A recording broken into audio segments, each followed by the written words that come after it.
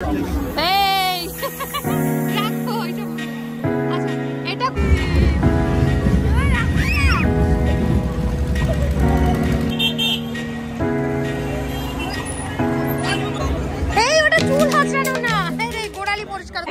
আমরা বেরোবো একটা জায়গায়। আমি এখনো রেডি হয়নি, এই যে কিয়ান রেডি হচ্ছে। কোথায় যাবে? তুমি যাবে না? তাই কি ওখানে মেলা? ঠিক আছে, দেখা যাক। চলো চলো তাহলে রেডি হয়ে দেখা হচ্ছে। নমস্কার সবাইকে, ওয়েলকাম টু মাই ব্লগ। আর আজকে শনিবার দিনের বিকেল, আমরা শুনলেই তো যাচ্ছি মেলায়। এই যে আমি রেডি হয়ে গেছি, চলো তাহলে বেরোনো যাক। জুতো দেখাই তো যাচ্ছে না। আচ্ছা ঠিক আছে, তাহলে আমি জুতো পরিনি এখনো। তুমি পড়েছো, আমি তো পড়িনি। দাঁড়াও। আর যেহেতু আমরা দুজন স্কুটি করে যাব, তো ঠিকঠাক ঠান্ডার প্রিকশন নেওয়াটা ভীষণ জরুরি। একদম জ্যাকেট হেলমেট পরে নিয়েছে কিয়ান, আমিও কিন্তু হেলমেটটা পরে নেব। তো এই যে চলে এসেছি, আমাদের গাড়িও এখানে একটা অস্থায়ী গ্যারেজ আছে, সেখানে গাড়িটা রেখে এবার আমরা রাস্তা দিয়ে মেলার দিকে এগোচ্ছি হেঁটে হেঁটে। আর যেতে যেতে তোমাদের সাথে মেলার কিছু বৈশিষ্ট্য বলি। যদিও আমি 6 বছরের বেশি বহরমপুরে, কিন্তু প্রথমবার এই মেলায় আসলাম। এটা নাকি বহরমপুরের বেশ পুরনো একটা মেলা। আর এই মেলাটা আসলে বসে এখানে বহু পুরনো একটা কালী মায়ের মন্দির আছে, যেটাকে বলা হয় বিষ্ণুপুর কালী মন্দির। সেখানে গোটা পৌষ মাস জুড়ে কালী মায়ের পুজো দেওয়া হয়, বিশেষ করে সারা বছরই দেওয়া হয়, পৌষ মাসটাই বেশি। আর এই মেলাও কিন্তু ওই মন্দির উপলক্ষে গোটা 1 মাস জুড়েই নাকি বসে।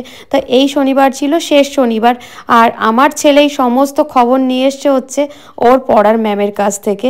তো ম্যামের কাছ থেকে শোনার পরেই মা আমাকে নিয়ে চলো। আমি বললাম এটা একটু বেশ দূরে আছে। আর শেষমেশ ওর বায়না শুনে বললাম ঠিক আছে চলো আজকে যাওয়াই যায়, একটু শনিবার বিকেলটা ফাঁকাই আছি, আর ওর সাথে সাথে আমারও দেখা হবে। তো চলো তাহলে। আর এই তো কথা বলতে বলতে আমরা পৌঁছে গেছি এবার মন্দিরের দোর গোড়ায়।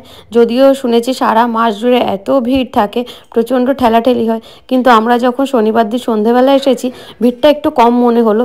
তাই জন্য ভাবলাম একটু মন্দিরটা ভেতরে ঢুকে দর্শন করেই নিই। যদিও পুজো দেবো না, কারণ না খেয়েছিলাম না। তো এই যে এবার আমরা জুতো টুতো খুলে ঢুকে গেছি। আর ভাবছিলাম ভেতরে ভিডিও করা যাবে কিনা, তো দেখলাম অনেকেই করছে, তাই জন্য সাহস করে করলাম। তার আগে মোবাইলটা ব্যাগেই ছিল। এবার একটু ভেতরেরটা দেখাই। আমি নিজেও দেখছিলাম, খুব সুন্দর দেবদেবীর ছবি টবি আছে, উপরটা কাজ করা। তার মাঝখানে কিয়ানকেও খেয়াল রাখতে হচ্ছে, এদিকে এদিকে ওদিকে দৌড় দেয়। এই যে ডাকাতে দৌড়ে চলে আসলো। আসার পরে এবার চলো মায়ের দর্শন করি।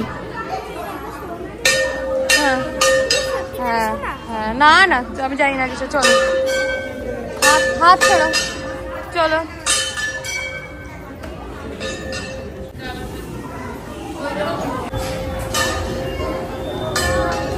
কিছুক্ষণের জন্য মোবাইল বন্ধ করে ব্যাগে রেখে ঠাকুরকে দর্শন করে প্রণাম করে তারপরে গিয়ে আবার একটুখানি ভিডিও করলাম। এটা হচ্ছে বাইরে বেরিয়ে আসার। আর বেরোতেই দেখলাম ঘন্টা ঝোলানো আছে, সবাই বাজাচ্ছে, তো আমি ভাবলাম আমি একটু ঘন্টাই বাজিয়ে দিই। এবার আমরা চলে যাই। আর ওখানেও মন্দির আছে। যদিও বিকেল বেলা একটু ফাঁকা থাকায় খুব সুন্দর ঠাকুর দর্শন হয়েছে। এবার আমরা যাচ্ছি হচ্ছে মেলার উদ্দেশ্যে, কারণ কিয়ানের প্রধান আকর্ষণ তো ওটাই, মেলায় যাব। মানে মেলা মানে ওর কাছে একটা বিশাল কিছু। তো চলো, এসেই দেখো দৌড়তে শুরু করেছে। চলো হ্যাঁ আচ্ছা চলো দেখি দেখি দেখি চলো। এটা তো মিষ্টি জিলিপির সেকশন, এদিকে কাপ টাপের দোকান। আরে এখানে কি দেখবি? আর ঢুকেই প্রথমে দেখো দাঁড়িয়ে পড়লো এই যে বাচ্চাদের রান্নাবাটির যে খেলনাগুলো হয়, ওই খেলনার দোকানগুলোতে। বলছে ইয়ে ক্যা হে, ইয়ে ক্যা হে, ছাড়ো। আর মেলায় ঢোকার আগে ভাবলাম সোজা রাস্তাটা গেছে গঙ্গা পর্যন্ত, তাহলে একটু গঙ্গার দিকে যাওয়া যাক। তো হেঁটে আমরা সেদিকেই যাচ্ছি। চলো এই দিকটা দেখে আসি, ঘাট আছে গঙ্গার। আসতে চলো, এই যে পুরো গঙ্গার ঘাট, পুরো গঙ্গার ঘাট। দাঁড়া দাঁড়া দাঁড়া, হ্যাঁ যাই না, চলে এসো।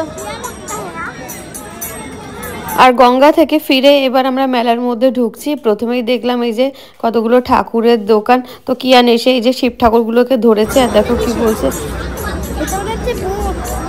আর যতই এবার ভেতরের দিকে একটু যেতে গিয়ে দেখছি বেশ ভিড়, যদিও এখন মাত্র 5টা বাজে, মেলা এখনও ভিড় শুরু হওয়ার কথা না, কিন্তু বেশ ঠেলাঠেলি ছিল। তো সবটা ঠেলে এবার দেখছি কোন দিকে যাই সেটাই বুঝতে পারছিলাম না, সোজাই যাচ্ছি, যদিও মেলায় যেহেতু প্রথমবার আসা, কোন দিকে কি বসে সেটাও জানি না।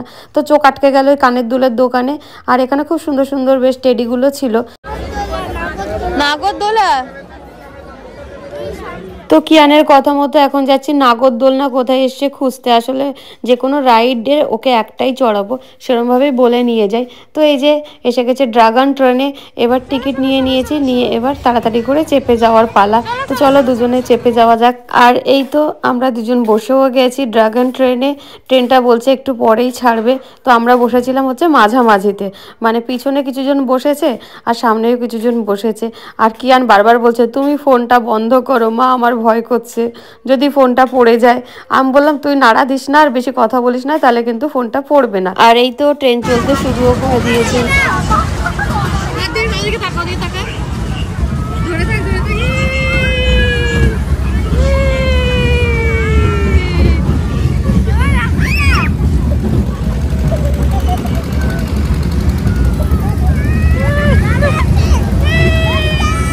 আর যেহেতু ট্রেনের টিকিট ছিল 50 টাকা করে, তো আমি ভেবেছিলাম হয়তো 5 বার মতো ঘোরাবে, কিন্তু না, এটা 50 টাকাতে প্রায় 20 বার তো ঘুরিয়েইছে। আমরা লাস্টে বলছি আর কতক্ষণ চড়াবে, এবার নামালেই ভালো হয়। এই যে অবশেষে আমরা প্ল্যাটফর্মে এসে গেছি, এবার আমরা নামবো। ভালো মজা হয়েছে গো, দারুণ মজা হয়েছে। আর কিয়ানের এত ভালো লেগেছে এটা চড়ে, ও বলছে মা আরেকবার করে যদি চড়াতো তাহলে কি মজা হতো, আরেকবার চড়ি না। এটাই যথেষ্ট, চলো এবার অন্য কিছু না, এবার কিছু খাবো, চলে যাবো ফুচকা। হ্যাঁ চল। আর এই যে কিয়ান চলে এসেছে ফুচকা খেতে, যদিও আমি ভেবেছিলাম খাবো না, কিন্তু ভাবলাম যেহেতু এসেই গেছি তো ওর সাথে সাথে একটা তো ফুচকা টেস্ট করাই যায়। তো কিয়ান দাঁড়িয়ে পড়েছে আর দোকানদারও দিতে শুরু করে দিয়েছে ফুচকা, ও দুটো খেলো। এদিকে দেখো একটা স্মোক বিস্কুটের দোকান ছিল, ওটার একটু বায়না করছিল, যদিও আমি দিইনি। তো ফুচকাতে যেহেতু খুশি, আমি বললাম ঠিক আছে ফুচকাই খা, এইসব হাবিজাবি আর টেস্ট করার কোনো প্রয়োজন নেই আপাতত, আর একটু বড় হও তারপর স্মোক বিস্কুটে সব দেখা যাবে। আর আমিও একটা টেস্ট করলাম, যদিও বহরমপুরে কোনো ফুচকাই আমার খুব একটা বেশি ভালো লাগে না, আমার তো আমার নিজের বাড়ি এলাকার ফুচকাই বেশি ভালো লাগে। এবার এসে গেছি একটা টেডির দোকানে, তো একটা টেডি দেখছিল, আমিও দেখলাম। তো দেখার পরে কিন্তু ওর কিছু তার পছন্দ আর হতেই চাইছে না। এটা এটা দেখতে পারো, এটা ভালো লাগছে। আচ্ছা কালো হাতি দেখো কোনটা ভালো লাগে। যেহেতু ওর কোনো টেডি পছন্দ হলো না, তার পরবর্তী দোকানে এসে গেছে, আর এখানে ছিল কৃষ্ণ ঠাকুর আর হচ্ছে লাফিং বুদ্ধার কিছু শোপিস। আমি বললাম এগুলো সাজিয়ে রাখতে, এগুলো কিন্তু খেলনা না, ভেঙে যাবে। তো সেখান থেকে চলে এসেছে এবার এই যেই জায়গাটাতে ছিল হচ্ছে কয়েকটা হনুমান চল্লিশা, সেটাই দেখতে শুরু করেছে। এটা তো হনুমান চালিশা। আর যেহেতু ও খুব একটা কিছু পছন্দ করে উঠতে পারছে না, আর যেটা ওর না নেওয়া সেগুলোই ও দেখছে। পাশে একটা কানের দুল ছিল, আমার বেশ ভালো লাগছিল, কিন্তু পছন্দ করার পরও দেখলাম ও কিছু নিচ্ছে না, তাই জন্য আমিও ছেড়ে দিয়ে চললাম। এই যে কানেরটা বেশ ভালো লাগছিল, কিন্তু ওকে কিছুতেই কিছু পছন্দ করাতে পারলাম না। বললাম ঠিক আছে পরে নেব করে, তো চললাম আবার পরের দোকানে। কিন্তু সেই খেলনার দোকানেও একই অবস্থা, এইটা দেখছে ওইটা দেখছে, মনের মতো খুব একটা কিছু হচ্ছে না। তো তারপরে এসে গেছে মায়ের সাজাগোজার দোকানে। রাখো ওইসব। আচ্ছা এটা কত? 20? ঠিক আছে দাঁড়াও, এটা ধরো। এরে এগুলো মেয়েদের জিনিস। মানে যখনই আমি কিছু একটা দেখতে যাচ্ছি জিজ্ঞেস করছি দাম, ততক্ষণ দেখছি ও এক একটা পরে বসে আছে, চুলের ক্লিপ হোক আর মাথার গার্ডার হোক আর এদিকে হাতের এই ব্যাঙ্গেলস গুলো হোক। তো তারপরে আবার ওকে নিয়ে এসছি ওর খেলনার দোকানে, কিন্তু একইভাবে ও আবার এটা দেখছে ওইটা দেখছে সেইটা দেখছে, কিন্তু পছন্দ মতো আর কিছু হচ্ছে না। এত বলছি অনেক কিছুই ছিল, তো বললাম এটা নাও ওইটা নাও, কিন্তু না, তার তো মনের মতো কোনো কিছুতেই হচ্ছে না।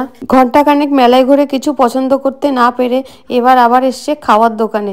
এবার হচ্ছে আমরা খাবো এই যে স্পাইরাল আলু ভাজাগুলো।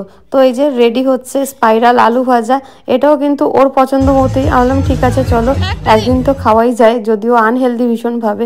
তো এই যে দিয়ে দিয়েছে স্পাইরাল আলু ভাজা, এবার কোন দিক দিয়ে খাবে বুঝতে পারছিল না, তা বললাম এই দিক দিয়ে খাও। ভালো ভালো।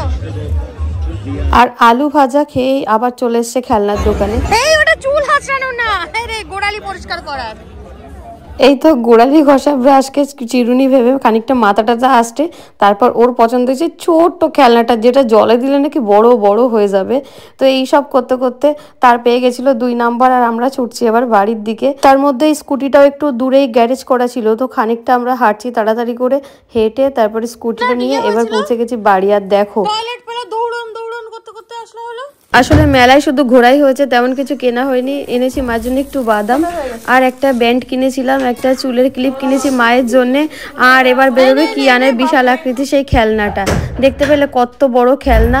আর ও সাথে সাথে এক্সপেরিমেন্ট করার জন্য নিয়ে এসেছিল জল। তাহলে আমাদের মজাদার মেলা ব্লগটা এখানেই শেষ করছি, দেখা হবে পরের ভিডিওতে।